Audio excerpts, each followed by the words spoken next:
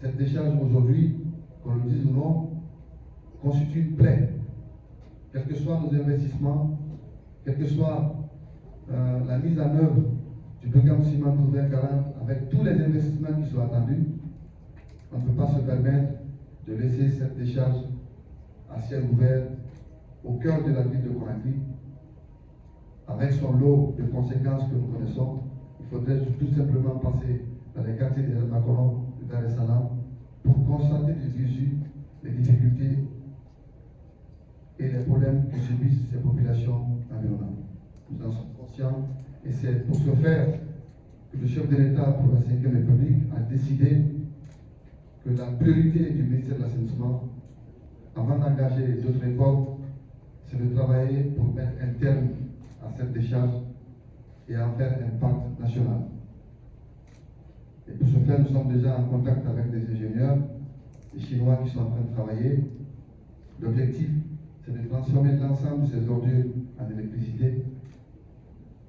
Et une fois qu'elles vont être déplacées ou traitées sur place, cet endroit sera l'une des plus belles, un des plus beaux lieux de la capitale où, quand vous partez en Côte d'Ivoire ou ailleurs, il y a des parcs nationaux, par exemple, à Conakry, rares sont des familles qui ont parfois envie de sortir le week-end, aller se promener avec les enfants dans un parc calme, ou faire la lecture, ou se promener, être en contact avec la nature.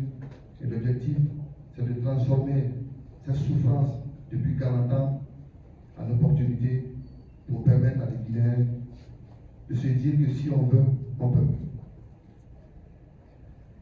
Et de l'autre côté, au niveau toujours de l'assainissement, nous ne sommes pas restés intacts.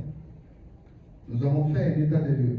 Quand on a fait l'état des lieux, on s'est rendu compte qu'il y a des difficultés au niveau de la gestion, au niveau des communes. Les communes recrutent les PME, et ces PME ne sont pas soutenues. Ils ont une faible capacité d'opérationnalisation sur le terrain. Il y a eu la construction des zones de transit. Les zones de transit, ce sont les zones de tri qui ont été réalisées avec l'appui de nos partenaires techniques et financiers, notamment ENABEL et l'AFD, les programmes sanitaires.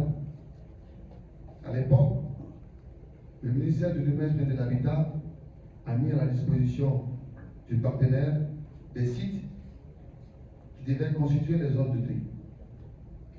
Et malheureusement pour nous, les sites qui ont été identifiés, c'est souvent des sites qui sont tous au bord de la route. Et quand vous passez, c'était sous-dimensionné parce que c'est eux qui ont financé. On voyait à l'époque l'assainissement comme étant une dépense.